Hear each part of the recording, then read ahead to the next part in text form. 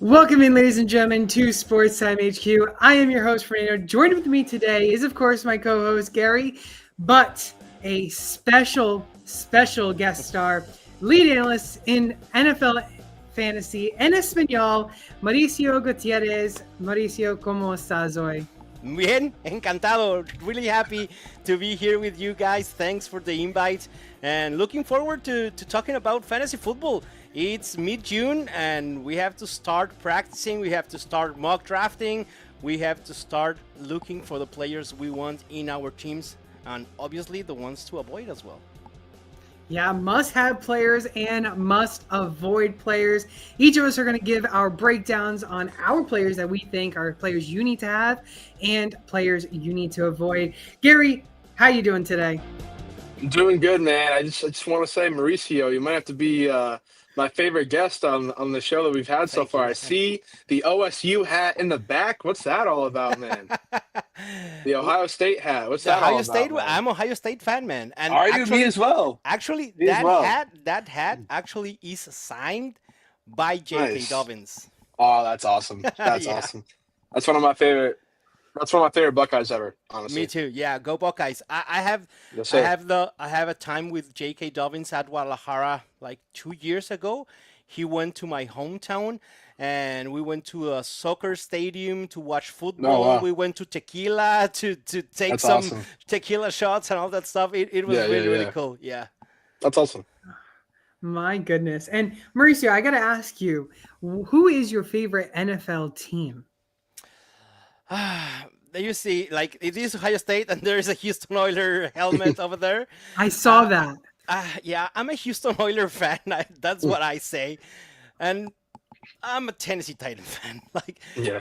for me, so many people ask me like, why you still a Titans fan after you were a Oilers fan, and people ask why don't root for the Houston Texans because there was a gap in time that Houston didn't have a team, right?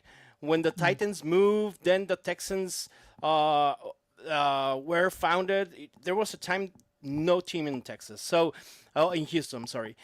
So for me, the thing that drive me to root for the Titans was the idea that the Titans didn't wipe the history of the team with the move. So Earl Campbell, Warren Moon, they are still in the Hall of Fame of the Titans Oilers franchise, and that's the reason, basically. And we got Rick's in the chat regarding to everyone to lose. Don't be ashamed being a Titans fan. Can never complain. Can never complain being a Titans fan. I mean, you guys got Cam Ward now. How do you feel, Mauricio? The future is looking a little bit brighter now with Cam Ward. Hopefully, he could be the elite or the franchise QB that we were looking for. And actually, with Riggs, we have talks about our feelings of Cam Ward taking number one. The Warren Moon number one that was retired with the team. Yeah. And we had mixed feelings, but at least in my perspective is if the player who owned like quote The unquote rights of it. right that owns that number that is retired and that player like go and give him to the rookie, why I'm going to be upset about it, Yeah. right? Yeah. So- No, I agree. Let it be, and hopefully Cam Ward reescribe the story of the Titans in the future. Not only rewrites the Titans, but also rewrites that number one jersey as well. That's going to be tough, man. That is going to Yeah. be tough because Warren Moon is a legend in the Titans He is. Oilers franchise. Actually, Warren Moon is the reason that I watch football. So it's going to be it's going to be tough. Wow, that's amazing.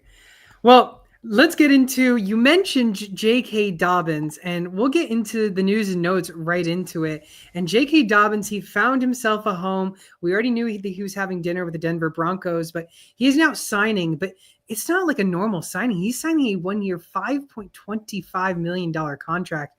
That's pretty high, don't you think, compared to the other recent signings that we've been seeing with these backup running backs?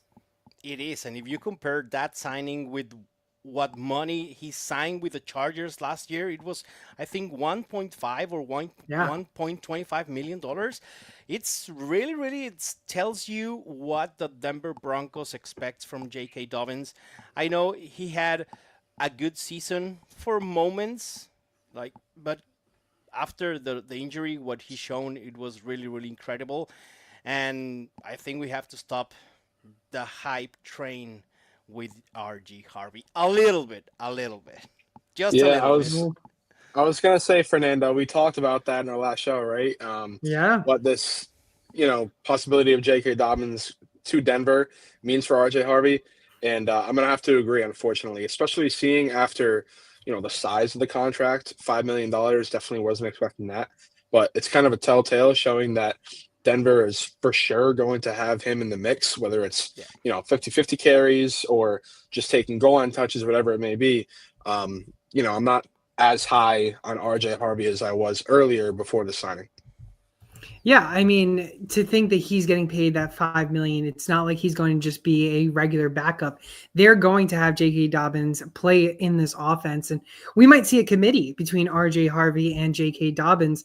And if this becomes a committee, this is going to hurt R.J. Harvey's draft stock, draft capital that we've been seeing Yeah. because he's been jumping up these boards because people have been excited about him.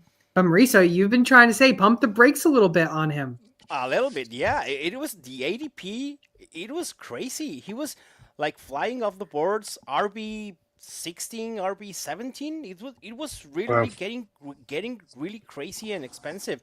And I think that the J.K. Dobbins edition is going to pump the brakes, and I think it's going to be stabilized in a situation where I'm going to be comfortable drafting RG Harvey, because we know in this situation when we have a comedy, you prefer the young one, you prefer the Mhm. dynamic back, right? And in a Sean Payton offense, more than ever, you want the one that can catch the balls, that catch that's in the through the air, receiving passes, etc. Right? So RG Harvey is that kind of guy. So I'm in RG Harvey, but as a running back, like low end running back two probably, and the ADP has to stabilize in that range for me to be comfortable with him.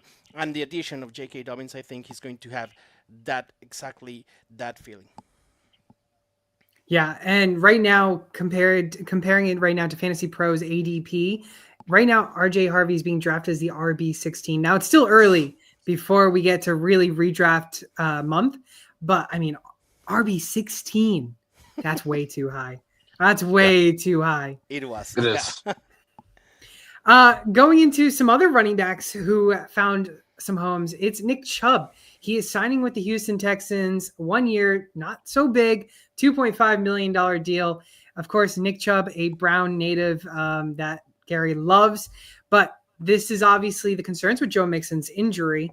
But now bring Nick Chubb in. If somehow these two can stay healthy all season, and from what Nick Chubb says, the pass is behind him and he's injury free now, these two could be a two-headed monster in Houston. I hope not. I hope not. I mean, I love Nick Chubb. Like before his injury, he was one of the best running backs in the NFL. Like that's no doubt about it. But after the tragic injury, he was a different back. He was slow, he was not elusive, not explosive, and it's normal to see that in the running back Mhm. after what the injury that he suffered. I know that the second year after that kind, well, not that kind, but after an injury, is probably one of the best for the running backs. But I don't know if the kind of injury that Nick Chubb had needed 2 years or 3 years of, even if he's going to be Yeah. the Nick Chubb we used to know from the Brown time. So I'm skeptical. I think Joe Mixon is, for me, it's a good pick now at his ADP, like a running back, low mid running back too. I'm confident in Joe Mixon to be the lead back there. Yeah, Now, I am too. Sorry, Freddie. no, you're good. I, I am too. I mean, Nick Chubb's my favorite player of all time, so it's unfortunate that Yeah, his career ended the way that it did. I kind of want him to be a Brown for life. Didn't work out that way, but I honestly still think that he's got a little bit of gas in the tank still. hmm Of course, not the same running back as he once was. I would kind of expect him not to be after something like that. But I think him taking more of a backup role is going to help him out so much. yeah, I've seen, just some of his training videos, and of course, training is one thing, what you do on a field is another. But he's training with no restrictions. Kind of looks like his cutting ability is going back to what it maybe once was. And like I said, kind of being that backup role running back, not needing to take 20, right. 20 plus carries a game is going to help him substantially. In terms of fantasy, I don't know how big of a player he'll be. I think he's going to be a solid player for the Texans, though, and I'll I miss agree. him in a Browns uni. Yeah, I think that's what we're going to see. I mean, I loved Joe Mixon in fantasy this past season before the injuries, of course. But now with Nick Chubb there, it's kind of just these two guys are getting up there in age. We're going to see them slowly take a decline. We see these with running backs all the time. But now you have these two, what used to be the number one running backs on their respective teams, now being a two-headed monster, which, of course, Mauricio, I know you don't want. But if these It's two can possible, both yeah. tackle it, if they both can tackle it, they can be good. Now, for fantasy wise, though, it does hurt both players. Are you avoiding both right now? I see. I think I'm in on Joe Mixon. I gotta check his ADP right now, but I think I'm willing to take the chance, depending on where his ADP actually is. If he's being drafted as an Right. RB2, then maybe I don't mind taking a chance, but it's more of a lower end type of player for Joe Mixon. But Nick Chubb, I'm kind of staying away unless it's like a last Yeah, round pick kind of player. I agree. Yeah. And Joe Mixon right now is being drafted as RB17, right Not bad. after RJ Harvey. Would you rather have RJ Harvey or Joe Mixon? Yeah, Right? especially in the situation now, definitely Joe Mixon. Yeah, me Yeah, too. yeah, I would take Joe Mixon. Going into some injury news, I must say, Noah Brown, who just signed a 1-year, $3.25 million deal with Washington, who's supposed to be their number 3 after they lost De'Ami Brown in free agency. He was carted off the field with an apparent leg injury on the 7-on-7 drills. It doesn't look to be all so serious, but this is something to monitor. Not that he might be so relevant, but again, Jaden Daniels is a great passer and can sometimes give some fantasy value to those wide receiver threes like we saw with De'Ami Brown last season. Yeah, hopefully it's not serious. Yeah. Yeah. Hopefully it's not serious. Obviously the cart is like the last thing that you want to see for an injury. But I guess there's already some good news out. But this is a guy that can for sure have some prevalence in like 32-man leagues for sure. I mean, I remember when he was with the Texans, he had like probably 3 or 4 games in a row where he's actually pretty relevant. Yeah. And Yeah. with Jaden Daniels at quarterback, I could definitely see him, kind of having maybe a stretch like that again. But yeah, hopefully he can get back on the field and it's nothing too serious. Yeah, hopefully. And now, before we end off this news and notes segment, Mauricio, I do want to ask about your take on Aaron Rodgers finally signing. He's finally no longer a couch potato. How do you feel? The drama is over. The novela is over. See, the novella is over. That is so true. So Yeah. true. And I think it doesn't move the needle that much. All the drama for what we already expected, like 1 month ago, we knew that Aaron Rodgers was gonna sign with the Steelers eventually. So, Right. I mean, the one that can benefit of that signing is DK Metcalf, obviously. Yeah. But I don't even think that DK Metcalf should be pushed that high on rankings because of that. Metcalf is going to benefit of Rodgers' deep pass. but the volume is not going to be near what Rodgers had last season with the Jets. And this offense is going to be a run first offense, totally different of what we saw with Rodgers and the Jets last season. And we don't forget, like, DK Metcalf is not Devante Adams. DK Metcalf is not a Garrett Wilson in separation, at least. So for me, DK Metcalf is still a low end wide receiver too, but we can expect some production peaks in some weeks because of the deep, or Aaron Rodgers deep pass. That's it. Yeah, I think I can easily, Gary and I easily can agree with this. But and as far as win totals, we know Mike Tomlin has never had a losing season. How much of a win difference does Aaron Rodgers make compared to whether it was Mason Rudolph or Will Howard? Like in the winning record for the Steelers? Yeah. I mean, that's good news for the Steelers. It's good news. Like in NFL type, it's good news. For fantasy football, it's like more of the same. Yeah. Good luck for the Steelers with another 9-10 winning season, and that's it. Exactly. First round playoffs and goodbye. Yep, exactly right. Can never go wrong with that. Yep. You guys, I mean, I'd like to see the Browns not make it to the playoffs just because of Gary's sake, of course. With Shedeur Sanders, please. Shedeur Sanders, if you had Shedeur Sanders and Aaron Rodgers in a novella series, it would be the best-selling novella series. Probably, yeah. And you have it in the same division. Yeah. That's right. like a Netflix QB series. Aaron Rodgers and Shedeur Sanders. Oh, with my a goodness. special guest, Deion Sanders, as well. I would watch it. I would watch it. It's got to be in there. It's got to be in there. Mauricio, you're onto something. You got to pitch that. You got to pitch that idea. Yeah, probably I'm going to do it right next I'm off the podcast. Let's get into, though, the most important part of this show, of course, the must-have players, the must-avoid players. And first, we'll start with the must-have players. Mauricio, let's start with your second guy, actually. I want to talk about your second guy first. Yeah. Kenneth Walker. Why on earth he is being selected as a running back 19 in ADP? I really don't understand. I understand that humans sometimes we suffer from short memory, but at least in fantasy football, we tend to have selective memory. We tend to remember what hurt us, but not what functioned us during the first time of the first part of the season. And Kenneth Walker, before his injury, he was having a great season. Running back 11 in opportunity share with 72.5%, even with Zach Charbonnet on the roster and active and healthy. Running back 13 overall in targets and running back 12 in reception with only 11 played games. For all the season, Kenneth Walker was a top 15 running back in receptions and targets with only 11 games. That involvement in the passing game, I don't think isn't going away.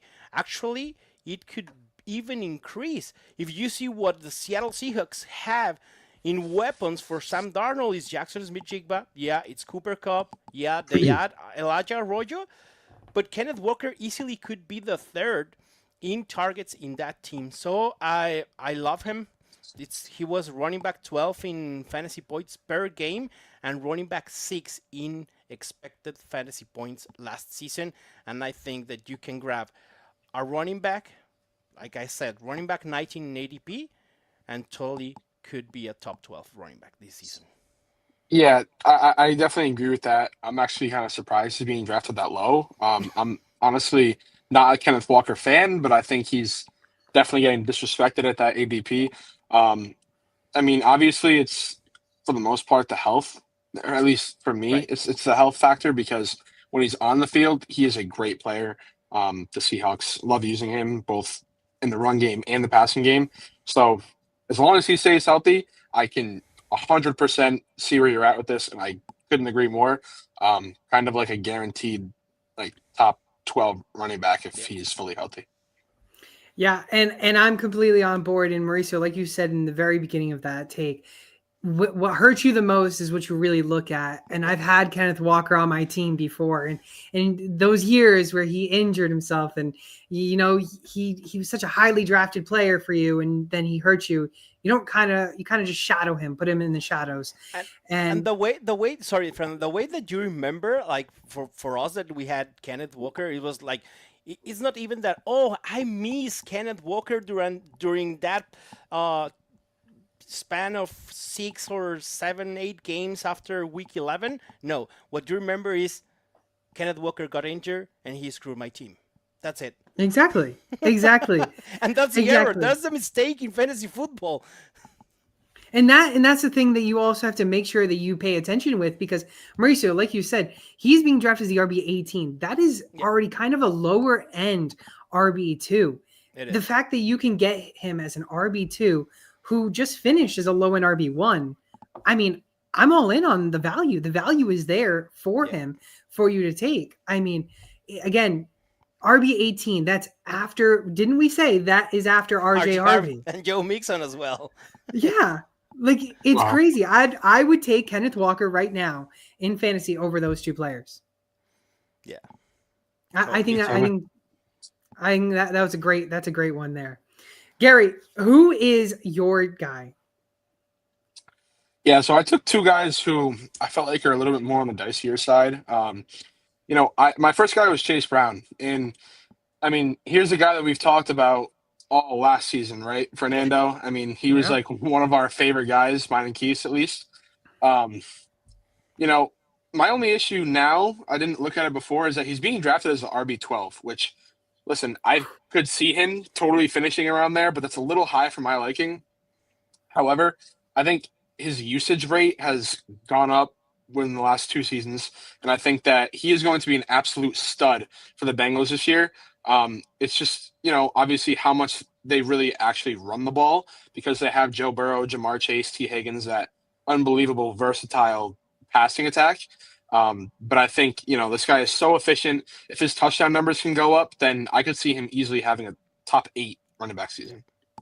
Yeah. I mean, I love it. He was finishing as a top 10 back majority of the closing half of the season. And that's what you want to see for those running backs. And now, like Mauricio said, when they hurt you, you tend to forget them. But when they help you at the very end of the season, their draft stock tends to go up for the next season.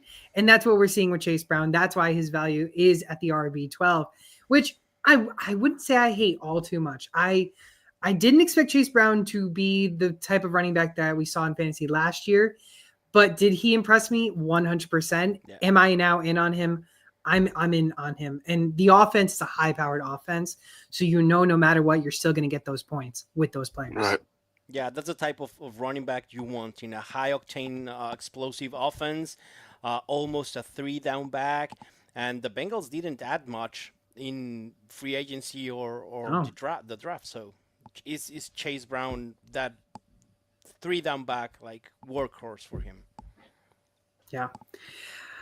Can I just say for my guy, it's sad to see how low he is being drafted. Courtland Sutton is being drafted as the wide receiver 28. He is a must-have. Bo Nix was amazing last year. He was lighting it up. Sure, they got Evan Ingram. Sure, they have Marvin Mims. But Courtland Sutton, we know, is the wide receiver 1 in that offense. He just finished as the wide receiver 15. Bo Nix is going to take a step forward into his second year. Hopefully not have a Mac Jones type of second year, but one can only pray that Bo Nix has a good year. But Courtland Sutton, I mean, we know he's been up and down with the quarterback situation in Denver. He finally has a quarterback that can throw it to him, that can make the passes. Sutton can make the plays. He's got really no competition behind him in the depth chart. So as long as he stays healthy, I mean, the last 8 of the 10 games that he played in the regular season, he was getting about 9+ targets. That's what you want to see for wide receivers that you draft. You want to see the target share. You want to see how high the target share is.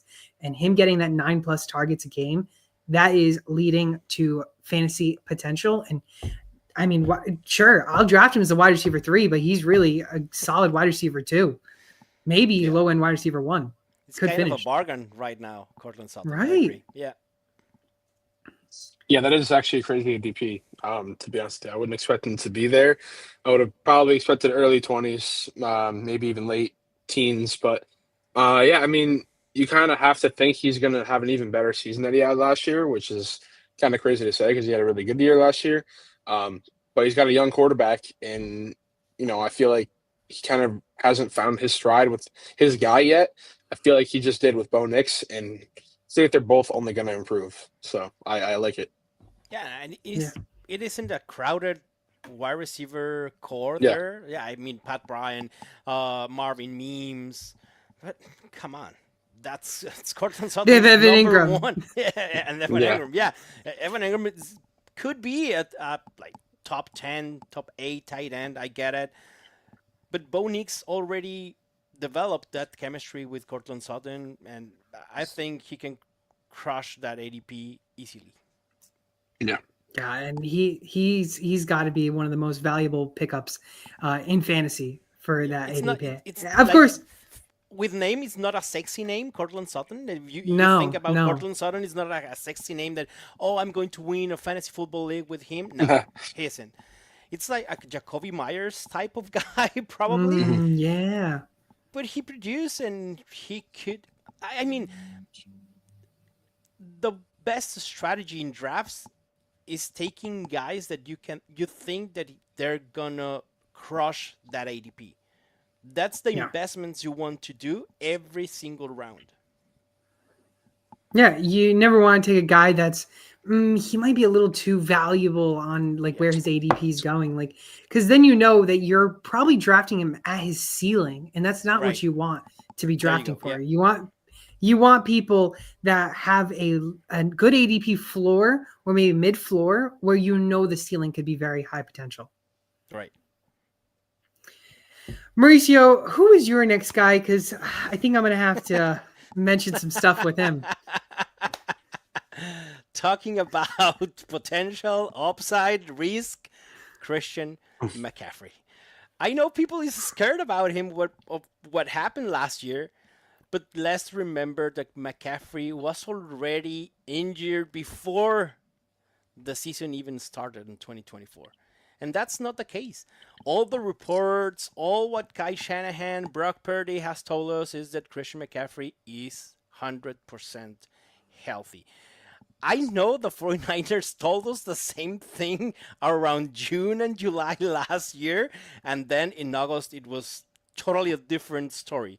But we have to give them the benefit of the doubt, and I think Christian McCaffrey, it's being honest on his health.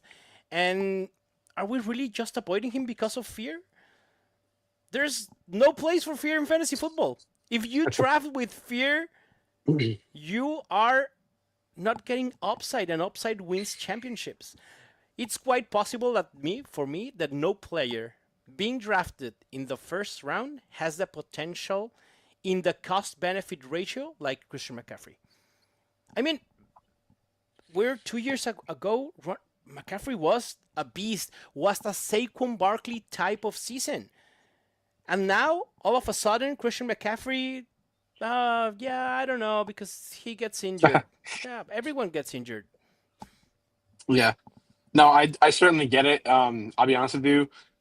It's kind of just like a thing now. Like I go through it where I forget about him. I'll be totally completely honest with you, just due to the fact that he gets injured. But why? Right. Why am I forgetting about him? Because I know that when he's fully healthy, he's probably the best player in fantasy, and I should not be forgetting about him. Um, and I hope that this year I don't have to forget about him because I just want to see another full healthy season of him because everybody knows just how good of both an NFL player and a fantasy player he is when he's fully healthy. I haven't done many mock drafts this year, but in two mock drafts that I did, I don't know if it was 109, 110, got McCaffrey in the first round and then Devon Achan in the second round.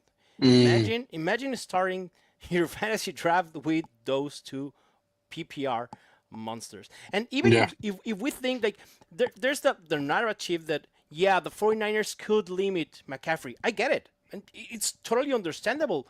They want one of their best, if not the best player in the roster, healthy, and on the field. And if they have to limit him, so for him to stay healthy, they're going to do it. But even if in 31 games in the 49ers, in which he had fewer than 20 carries, he averaged 18.5 touches per game and 20.6 fantasy points.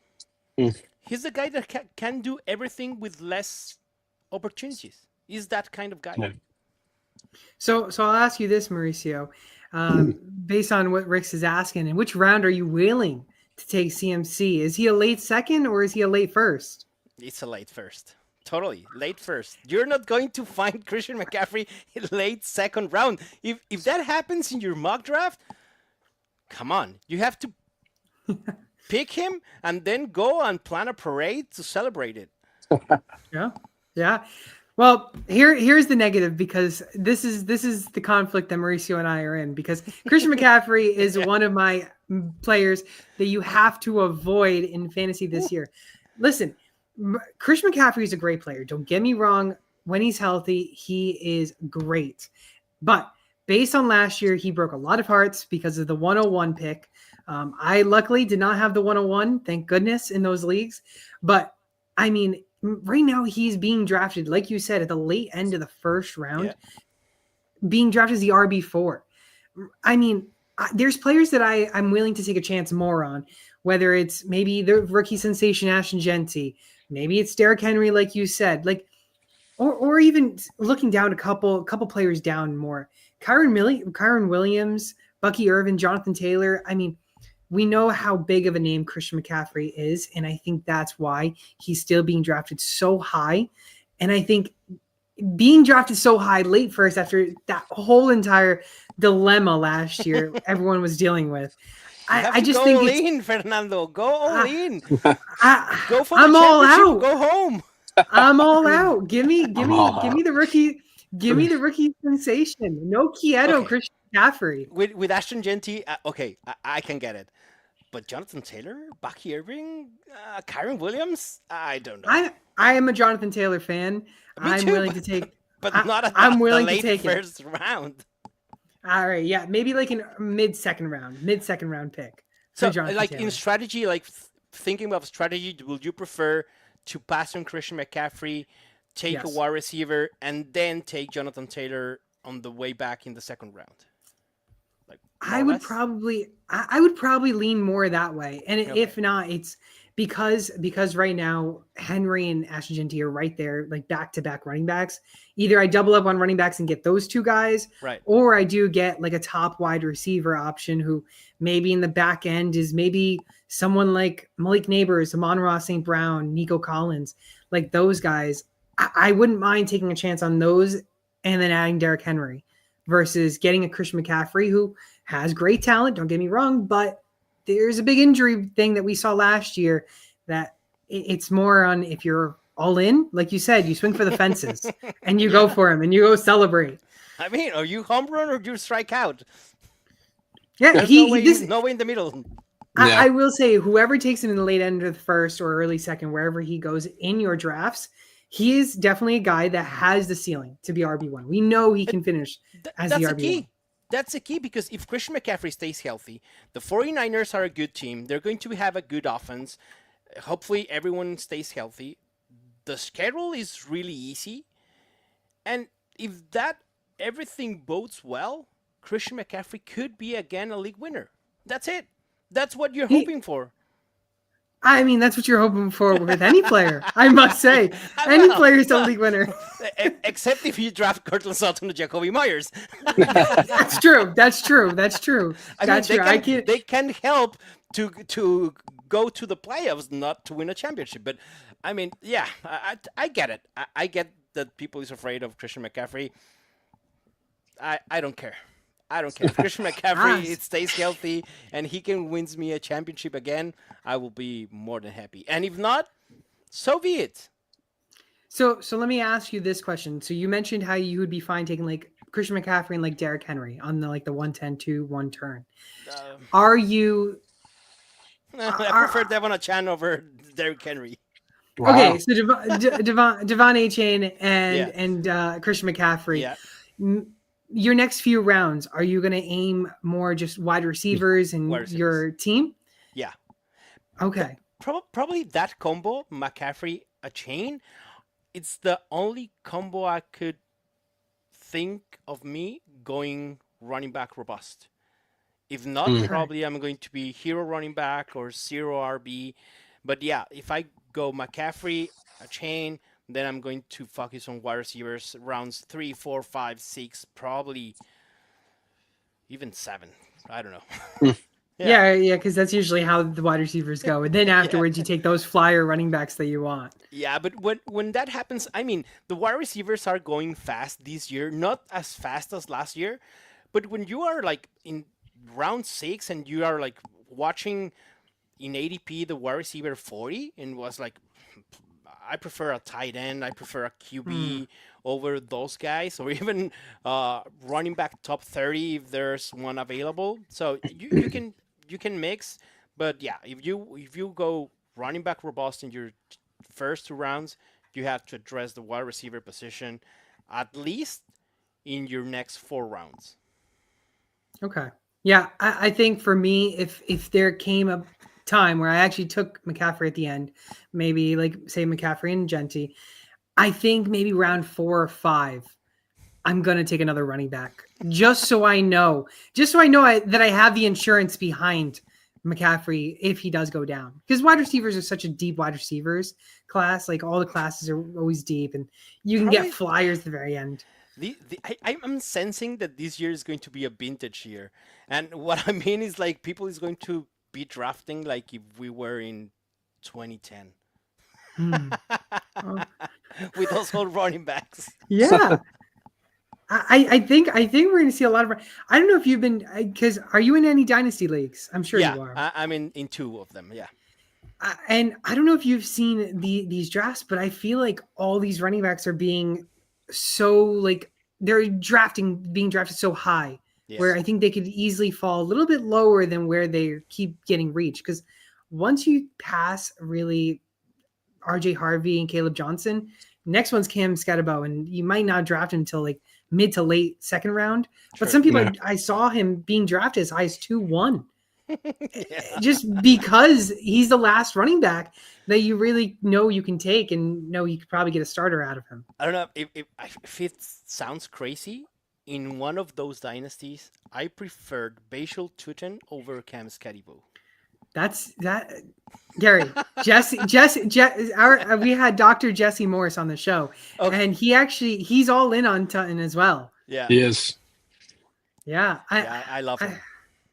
he's got a potential. He could be He has. Jesse was the doctor was telling us how he gives Bucky Irving vibes because Mhm. Liam Cohen coming from the I'm offense. I'm not that optimistic. For me, it could be. I mean, you can do the relation. Buck Irving, Liam Cohen, drafted in late round in the NFL draft. But for me, in production type, what do you expect from a rookie? I Mm. think he can be like a Tyrone Tracy type of guy. Mhm. Okay. Yeah, Ah, and that's not a bad value yeah, with the late second round. right. Yeah, Gary, let's talk. The McCaffrey dilemma is officially over. Mm. I think we've concluded that he's a player you have to avoid, right, Mauricio? no, of course not. Okay, yeah. If you want to not to win a championship, yes, avoid it. Oh, Avoid him. oh, Yeah, Mauricio, we're gonna have to come back at the end of the season of and course. and see where Christian McCaffrey ends. Yeah, I had a host in radio in my hometown in Guadalajara, like probably 8, 9 years ago, and every week we used to put tacos on the table if we win our bet or not. So tacos for you if you win that one. And I'll give you tacos if There you're you right go. as well. There you go. Gary, talk to us about a player that you have always loved, whether it's fantasy or real life. Yeah, I mean it's Devontae Adams, and Mm, I think it's kind of crazy he's being drafted as wide receiver 19 on Sleeper. Um, since 2016, he's only had one season where he's gone under wide receiver 14. That was in 2019 when he only played 12 games. In the last 5 years, he's never gone under wide receiver 11.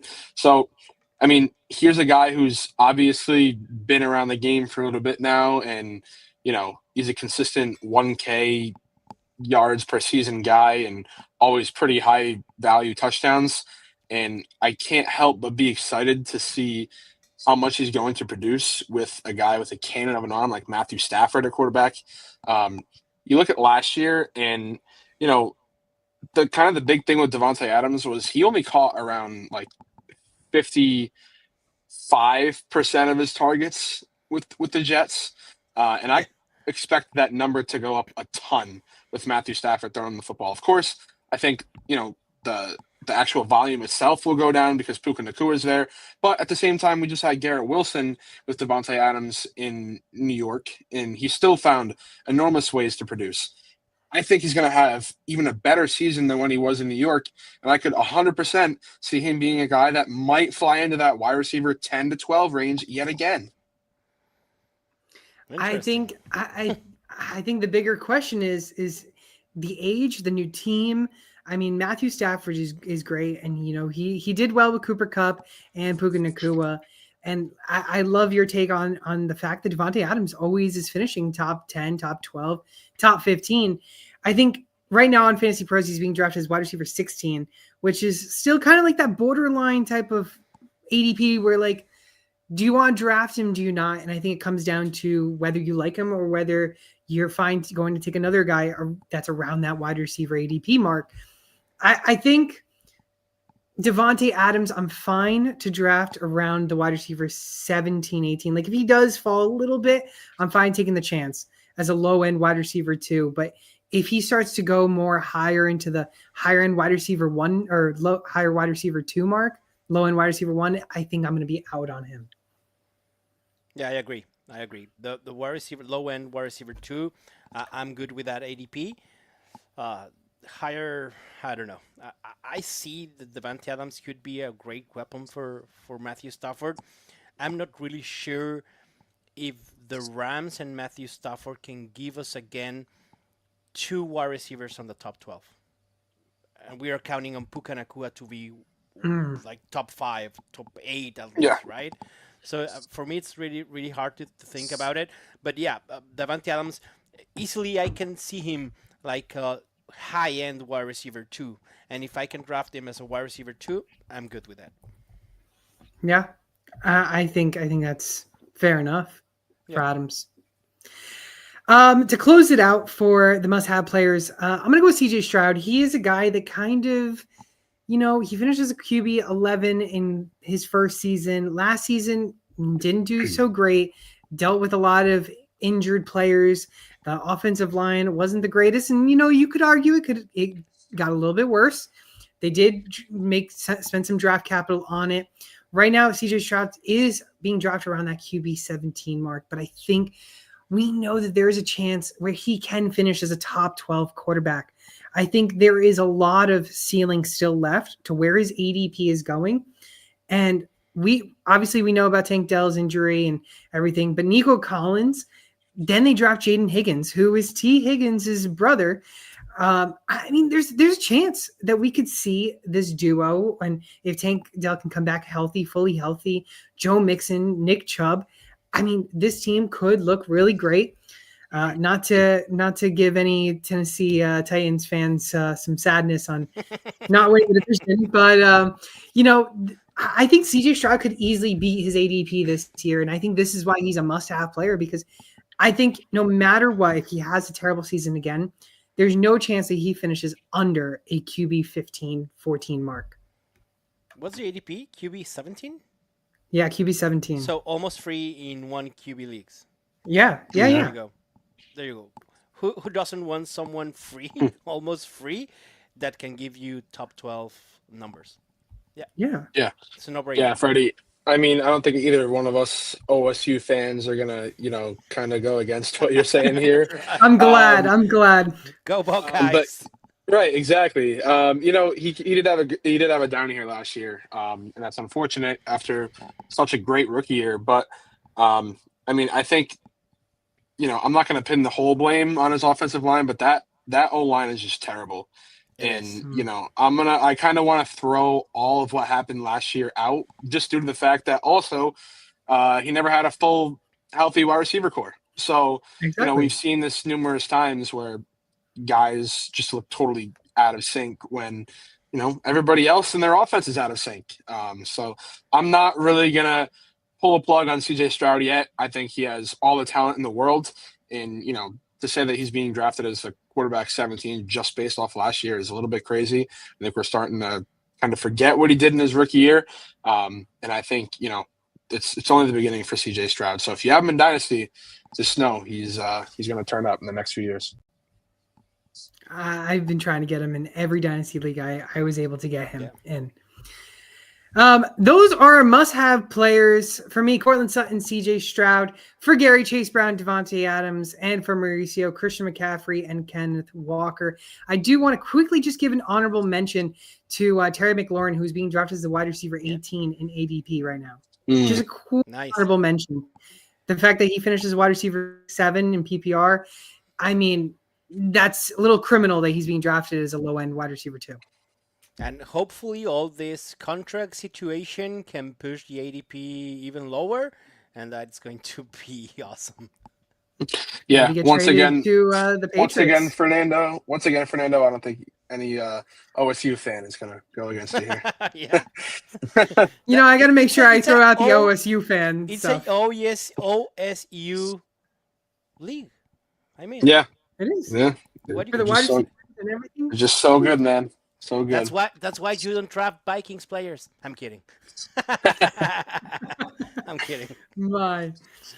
Well, let's get into the must-avoid players. Now, I've already mentioned how Christian McCaffrey is my avoid player, so I'm not going to do it again. But Mauricio, we'll go next to you. Who is one of your must-avoid players for 2025? My must-haves were running backs. My most-avoid players are going to be wide receivers. And I'm going to start with Garrett Wilson. I love Garrett Wilson. Again, OSU, right? And I think Wilson is going to be fine with Justin Fields, just as DJ Moore was like some years ago. But Garrett Wilson ADP is wide receiver 13. It seems a little too high for me. I know that that's previous chemistry between both, probably 30% target share projection for Wilson, but the quality of those targets, I love Justin Fields for fantasy football, but the quality of the targets are not going to be near what Rodgers brought to the table last year for Garrett Wilson. So I like Wilson as a wide receiver too, but now I think it's taken almost at his ceiling. Yeah, I mean, I can honestly somewhat agree. And, Wilson, OSU guy, Fields, OSU guy, I love them both.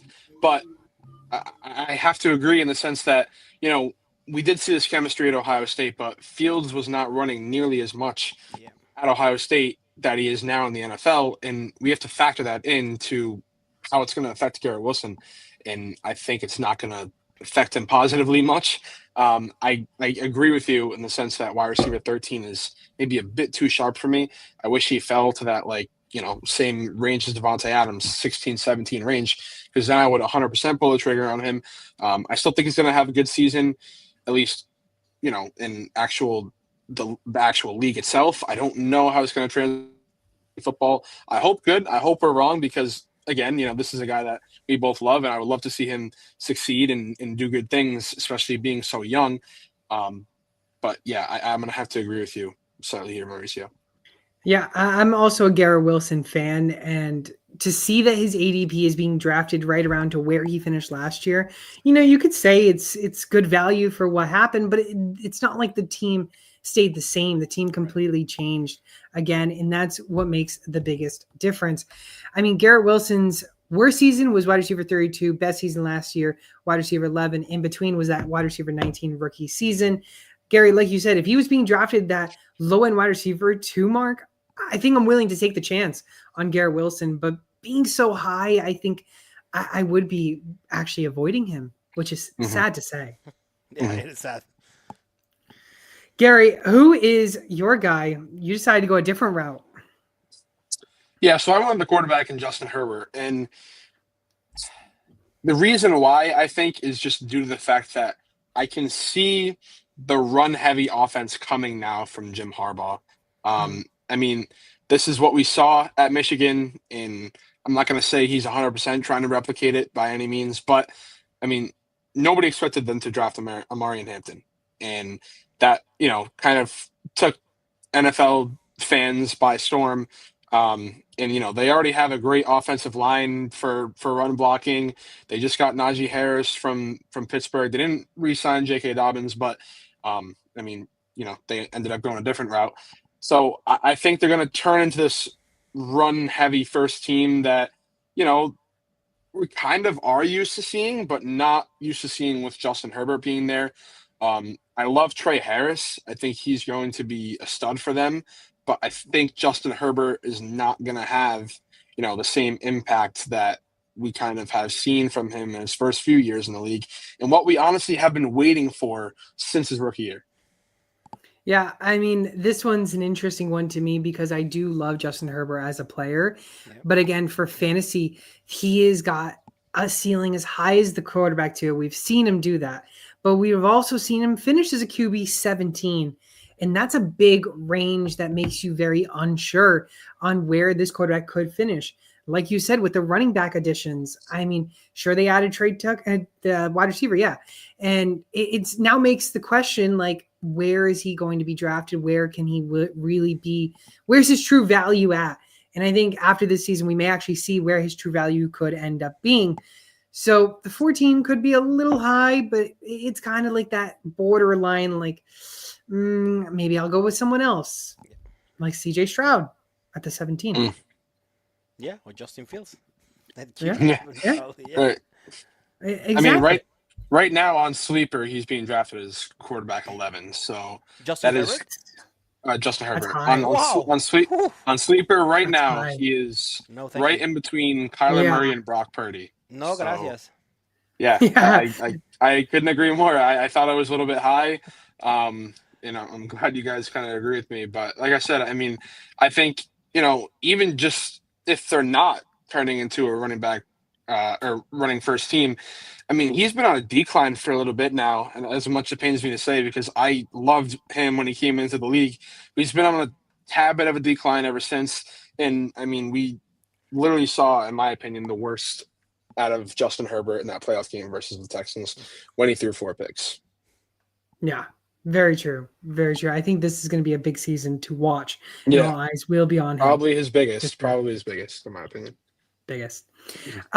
My guy to close it out for the guy to avoid is someone I mentioned last week or 2 weeks ago for second year breakouts and busts. This guy I had as a second year bust, and this is again a guy that I need to address that is a must avoid player, and that is Mr. Xavier Worthy himself. I mean, he's being drafted right now as the wide receiver 21. You're telling me that the wide receiver 21 is Xavier Worthy, who was realistically the wide receiver 1 on the Patrick Mahomes offense, who had no Rashee Rice. Jalen Royals wasn't there yet. I mean, there was a lot of different things last year compared to this year. Yeah. Rashee Rice is back. Sure, he could miss the season with the suspension, but if he doesn't, wide receiver 21 is just too high.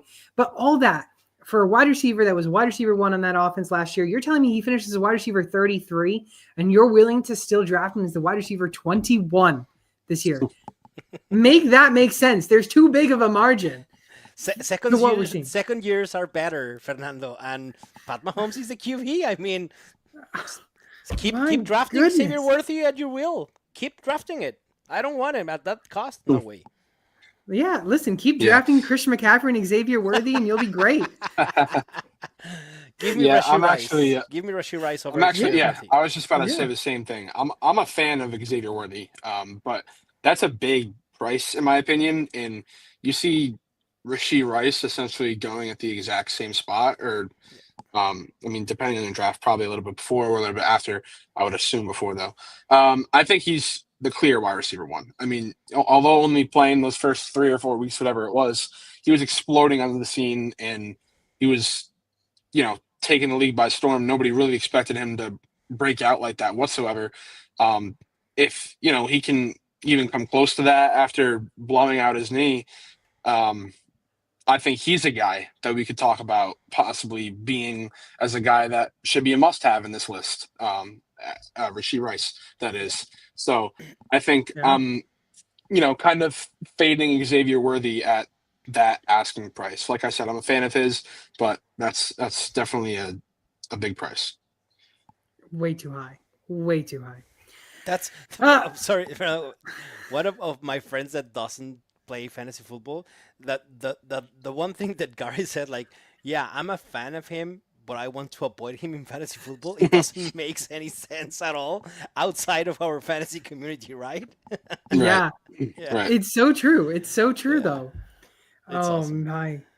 You know, you gotta love your friends coming to the league who's never played, and they're like, "I love this player, but I don't think I'm gonna draft him or something." Right. Or I was you, or like, you what? see, or you see this guy that like says, "I love this player, I'm gonna draft him," and then he ends up drafting him super high when he could have got him way a couple rounds lower. Yeah, it's awesome to see. Thank you. Waste your pick. I'll take. Right. I'll take the next Waste your big best. week, Xavier Worthy. There you go. There you go. There you go. Mauricio, close out your side of things for the must avoid players. Okay, here comes Mauricio the party pooper Gutierrez with the rookies. Tatora McMillan. I mean, I love the guy. There you go. I love Right. his profile.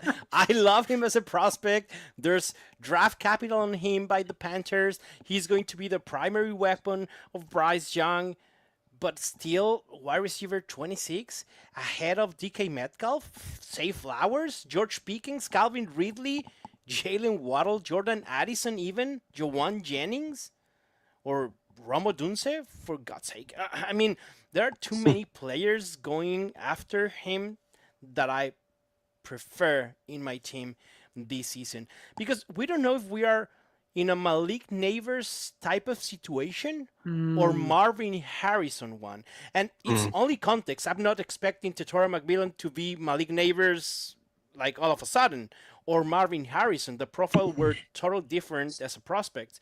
But I mean, for context, like what we are going to expect for McMillan. And I think that even though Bryce Young had a good season, like the last 5 or 6 games were good, I think we're going to be or see inconsistent production from McMillan, and I'm not comfortable taking him as a low end wide receiver too. I can understand where you're coming from, and I kind of have mixed feelings, to be honest with you. I love him for dynasty purposes. Yeah, I'm actually a really big fan of where he's being drafted for dynasty purposes. For this year, I can somewhat agree with you. I don't really know what he's going to do this season, and I kind of felt like I was thinking the exact same thing with Malik Neighbors. So that's why I don't want to say like I 100% agree with you or right. I 100% don't disagree with you, Yeah, because he could have a Malik Neighbors type season where he just explodes onto the scene and he's peppered with targets from Bryce Young. But then again, we could see a world where they are a horrible offense. Bryce Young looks like the first half Bryce Young that we saw instead of the second half Bryce Young, and the whole Panthers offense goes to trash. So I don't really know where to draft him, at least in redraft leagues. The one thing that I will say is I feel like the one thing the Panthers were lacking is a big body wide receiver. They're true. obviously getting that with him, Yep. and he's a guy that, I mean, over the past few years will 100% be the best target for Bryce Young to throw to. So I think in Dynasty, I really, really like him, but I agree with you. This year, I'm probably going to fade him. yeah, I wouldn't mind fading as well. And Marisa, you said it perfectly that this year you don't know what you're getting because the Panthers are the Panthers. You don't know if you're Right. getting that Marvin Harrison or the Malik Neighbors side of things. And that's the biggest concern that people are having with drafting Terry McMillan. So I'm also a guy that's a little nervous. I like his talent. I love the player, like we all say. But we're just not drafting him because he's a player that you're going to have to avoid because of his ADP. And that's just Mhm. why. A little bit later, I don't mind to take a chance on him. Yeah, Mhm. I agree. Like a wide receiver, three-ish. Yeah, Maybe I don't mind. I don't mid mind. mid wide receiver 3 in Yeah, ADP. Yeah, I will be comfortable with that. yeah. I think I could take the chance on it. Yeah. I could throw the flyer. Gary, round us out here. Who are you rounding out your must avoid player or players? Yeah, so I went with the player grouping, and that's actually the 49ers wide receiver Ooh. entirely. Are you guys, you have something against the 49ers in this podcast or Oh, something like that? no, I mean, 49ers have been one of the most fun teams to watch over the last, 5 or 6 years. So, um, I mean, I have nothing against the 49ers at all. They have all the talent in the world, but I think there's just so much uncertainty around this wide receiver group that even if they're sitting at, the wide receiver 40 mark, I'm gonna look elsewhere, I think. I've heard so much about, we're gonna make Jawan Jennings a wide receiver one, and then by the way, we still have Brandon Ayuk, the guy that we paid, a ton to retain in San Fran, and then here we go with the up and coming Ricky Pearsall, who, prayers to him for getting back on the field after that event, but they took him with what, the 31st overall pick. They spent a lot of draft capital on him. Clearly they're going to try to at least make him a wide receiver too. In my opinion, there's just so much uncertainty in this Kyle Shanahan offense that I don't really know who's going to be the guy that, pops off with the wide receiver one numbers. I think it's kind of like a Packers situation where we see a new guy every week.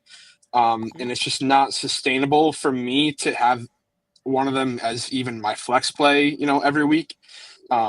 If I get a good price on one of them, I would draft him and kind of filter him in and out of my flex, or maybe even wide receiver too.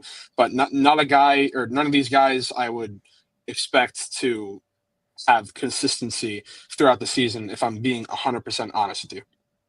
Yeah, and you actually took the Green Bay sentence out of my mouth, because right now, based on all their ADPs, they're being drafted like we saw with the Green Bay wide receivers last season. Jawan Jennings, wide receiver 36. Ricky Pearsall, wide receiver 43. Brandon Ayuk, wide receiver 46. I mean, 36, 43, and 46. I mean, it really comes down to, do you have a favorite in that core? And which one are you willing to actually draft? I mean, getting Brandon Ayuk at wide receiver 46, to know the potential that we've seen him in the past, be as a solid wide receiver 2 behind Debo before his contract. I mean, there's so much value there.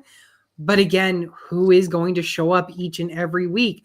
Who knows? Maybe Christian McCaffrey does actually come back and be amazing, and they really do stay RB1. Now, all of a sudden you want Christian McCaffrey on your I'm not saying. I'm just giving the hypothetical. Okay, I'm just giving the hypothetical here. I don't think so. I think they're going to have to rely on the pass game, but they do have Isaac Guerrero, who they can also lean on a little bit if Christian, to take the workload off of Christian McCaffrey so he doesn't get hurt again. But again, I think these wide receivers are a big headache. And if you're willing to take the headache on, then kudos to you. But if not, I mean, there's other players you can go find. And let's don't forget that Brandon Ayuk might as well start the season in the player unable to perform list. So we can expect Brandon Ayuk to be ready by week 4, week 5. So we have to be aware of that.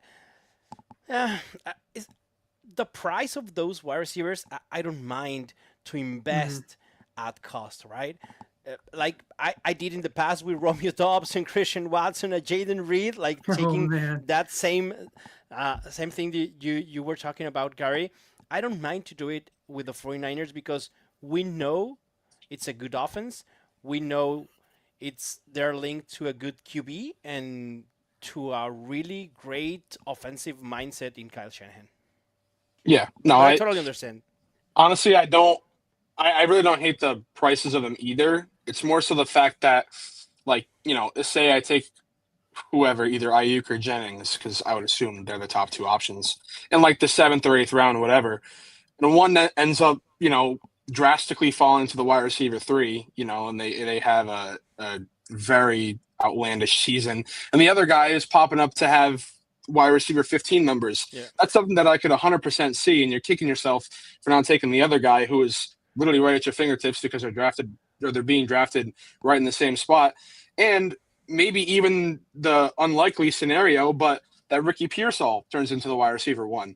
That's kind of where I'm at with this. I don't really want to take any of these guys just due to the fact that, like I said, this position group right now is so unpredictable. They also have George Kittle, who I don't think is coming off of a career year, but for fantasy wise, I believe he was tight end too. So had a really great season, and I know he just got a contract extension, so he's going to want to be Would playing. you feel they're better for best ball than redraft? Yeah, for Okay, sure. there you go. Yeah, Yeah. got it. Yeah. I would agree with that as well. Yeah, makes sense. Well, those are our must avoid players. Of course, Xavier Worthy, Christian McCaffrey are my two. Gary's is Justin Herbert and any of the 49ers wide receivers. And then Mauricio, of course, Garrett Wilson and Tara McMillan. Now, of course, before we close out the show, I do want to ask Mauricio a solid question, of course, because not only is he a lead fantasy analyst at NFL Fantasy and Español, but he is also the one that founded Estadio Fantasy in 2013. And not only that, it is the lead fantasy football site and podcast in Spanish. Mauricio, I know you and I have had talks at the Fantasy Expos in the past, but really for anyone who wants to try and start fantasy football, but in a different language, I mean, talk to us a little bit about the challenges that you went through and how you've overcame them and being able to succeed in that side of it. For me, the challenge wasn't the language. For me, and I'm talking about what happened with me in my adventure as a content creator, analyst, fantasy football analyst. The challenge was to know nothing about content creation. I didn't knew how to use Twitter the first time. I didn't knew how to do graphics. I didn't knew how to record an audio. I didn't knew how to edit. All of that I studied when I needed them. The time I realized that podcast was a really big thing for fantasy football and can give my project Stadio Fantasy a push and to put me on a different audience was a time that I was like Googling how can I record an audio. My first microphone I remember it was from a really cheap shop here, technology shop, and it really sounded not that good. But there's audience for anyone. So for me it's not about the language. Anywhere in the world, if you want to do it, do it. Not only that, we're having I was going to say we're having a Madrid game next year. Yeah, we're having a Madrid game. Yeah, 2025 it's week 13, I think. Commanders against one. Dolphins. It's November 16 in Estadio Bernabeu Stadium, and yeah, the game is growing everywhere. It's really growing. I know in Central America, in South America, in Europe, it's already the NFL is big in Europe. So if you are willing to create content, any type of content, writing, podcasting, video, whatever, reels, shorts, just do it. Find the way to do it. And like I said, you in fantasy football, there's no way to fear, or there's no place to fear. In content creation, it's exactly the same. And be constant as well. Yeah, consistency is key. Yeah, once you publish, and that's another advice that I can tell with my experience, is the first time you post something, and the first time that you said, I'm going to be publishing every Wednesday, and even if you have one listener, one person that is reading your content, you have a compromise with them. You have an audience. I don't care how big the audience is. You are because of your audience. So be constant and be respectful of your audience as well. Amen. That is perfect and perfectly well said. Mauricio, I got to say, gracias por venir en la podcast, Sports Time HQ, of course. And, of course, Rick's in the chat. Estadio Fantasy is the Mexican GOAT. Thank you, awesome. Rex. We're joined by our special guest star, Mauricio Gutiérrez. Of course, go follow him all over social media, @MGutierrez NFL. He is, of course, the one that does the NFL Fantasy en Español. So if you want to learn the language or get into fantasy, but in the Spanish side of things, go follow him. He is a great one to listen to. And, of course, our guest star, our co-host Gary. Go follow him all over social media at GD Picks. Again, we are here every single week on Wednesdays and Sundays. Next Wednesday will be our next show. We have Father's Day off, so happy Father's Day to everyone out there. But our next show will be another NFL fantasy analyst and researcher, Laquan Jones. He'll be coming on the show. Mi primo.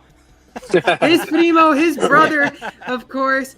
He'll be coming on the show. Then after that, we got ESPN analyst Eric Moody, Jeremy Pope, and to close it all out in the beginning of July, we have another NFL fantasy analyst, Marcus Grant, coming on the show. Another primo of Mauricio, of course. Yeah, actually, yeah. I'm sure you're always talking to them every day. Must be. More or less, yeah. We speak regularly, yeah. Yeah, of course. And hopefully we'll also be getting Michael F. Florio. I've been in talks with him. He's been a very busy guy, and he's also been on vacation. So, sometimes even these big researchers, these fantasy analysts, sometimes you need a vacation a little bit. Yeah, and the off season is the best time for a nice vacation, because once it gets down to it, you are going to be busy. Right. But again, thank you all for watching here on Sports Time HQ. I am your host, Fernando, and we'll see you all on Wednesday.